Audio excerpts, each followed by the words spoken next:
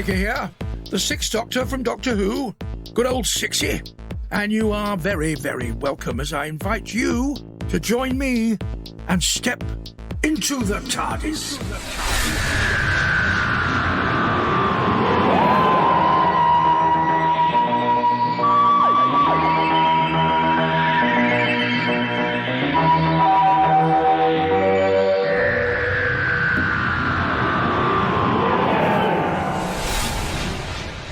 I have been the Doctor on television, and I've played him on audio, and I've played him on stage. There must be a fourth way I can do it. I'll find a way, just you wait. Anyway, they're all full-cast drama productions licensed by the BBC and made by Big Finish Productions with love and affection and attention to detail. And that's what this podcast is all about. Doctor Who audio drama from Big Finish.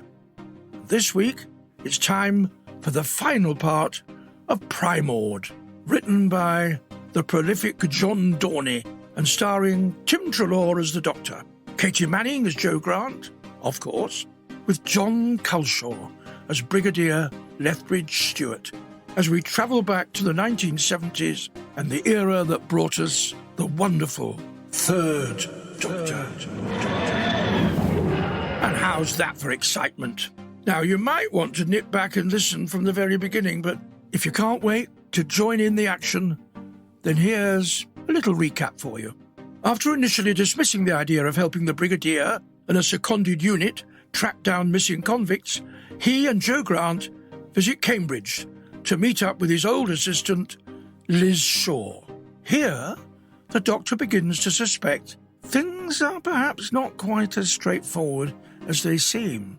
And with the Brigadier and Jo Grant having found out what's happening on General Sharp's military base, with a little help from the Doctor, who is fighting to retain his wits against the oncoming change that will transform him into a Primord, they have made a break for freedom, only to be pursued by the creatures and their military handlers. The Doctor, for his part, having been turned into a Primord by his former assistant Liz Shaw, herself now an intelligent Primord, has made genetic alterations to the creatures, rendering them almost indestructible.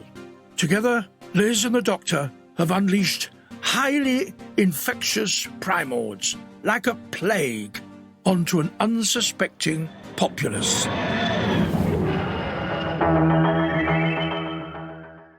Director Nicholas Briggs. Executive producers Jason Haig-Ellery and Nicholas Briggs. Almost a happy ending, just as the Doctor says. Poor Michael. Do you know what my favourite line from the whole of Doctor Who is? My favourite line is one in a Chris Eccleston episode, The Doctor Dances, I think it was called, when he says those wonderful words about why he felt elated, because everybody lives. And if Doctor Who was about anything, everybody lives must be a big part of it. So, even poor Michael didn't benefit from that. Now, before you and I part ways for the time being, there's still time to take a peek behind the scenes with cast and crew. Listen in.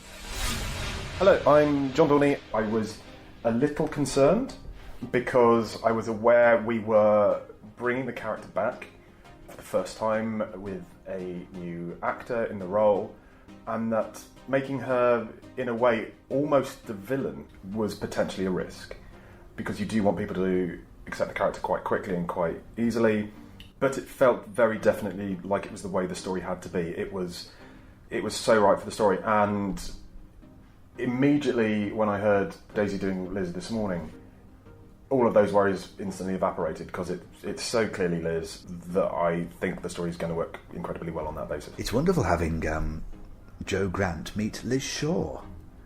This is the magic of what Big Finish can do, bringing people together, characters who have never hitherto met. There's such a fascination of when you see them together, different parts of the Doctor Who universe who meet and get along. It's so extraordinary. Not only am I having Nicholas Courtney on one side of my brain, then I've got John Pertwee And now, I've got the lovely Caroline John, and Daisy has got the same laugh. They look so alike, and I adored Caroline. We got to know each other quite well on the convention circuit, and we both discovered that we had a very, very similar sense of humour, and I absolutely adored that woman. And so to have Daisy there, who's just like her mommy, and I adore both her parents. But I mean, this is really quite a touching time for me. I'm being transported back and remembering stories that I haven't, thought about in a long time. It's dredging up all these memories, which are wonderful. My name is Michael Troughton, and I'm playing General Sharp. This script is brilliant. What a gift of a part I've got. A megalomaniac general who basically wants to destroy the world. I mean, you can't get better part than that, to be honest. What I must say is, though, that that voice is so good, which I think is really important, isn't it? Because I know Fraser does a really good take of Dad, and that really sort of nails it. But you do have to have a mimic who can do it well to make them to come alive, because they've all got those wonderful characters.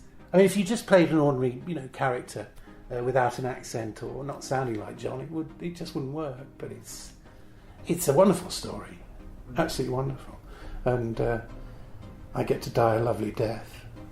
Quite a few get to die lovely deaths, don't they? Yeah. My name is Andrew Wincott, and I play Captain Hall. Script's terrific, exciting. It's very true to all those 70s, that era. Great fun, and it's great to play this sadistic military character. He's a military man, but I think he rather enjoys being the sadist that he is, and it's just fun taking that to an extreme, but also trying to keep him as real as possible, as one always tries to do with these characters. But it's a challenge, but always fun. Bethan Dixon-Bate, and in this episode of Doctor Who, I'm playing Lady Madeline Rose and a barmaid. It's a rollicking, it goes at a rollicking pace. Yes, rather keen on the Primords, and hats off to Joe, who's voicing all of them and can still talk. I think that's fairly amazing. They always go at such a sort of rattling pace, and they're great fun and good characters in them. Madeline is obviously very selfish, privileged, upper class, politician, as it turns out, who's obviously in the game just for herself. So just made her rather kind of snooty, inaccessible, indifferent, insensitive kind of old witch, really. For more adventures in time and space with Old Sixie and a host of other incarnations of the Doctor, old and new, check out the new Big Finish website at bigfinish.com. And so where will the vortex take us next, you think? I see we're going back to where it all began. Well, almost. And a story from the first Doctor adventures, Volume 1, where the TARDIS arrives in a gleaming utopia in the space year 2003. Now, is a space year different from our years, I wonder? And the utopia, of course it's gleaming, it's a utopia. Has the Doctor truly brought Ian and Barbara home to glimpse their future? The world owes much to its legendary inventor, and Susan finds herself face to face with the great benefactor. But soon, the time travellers are in a world at war, and the Doctor must confront his past. The first Doctor has a past? All that to come next time, as you come with me into the TARDIS.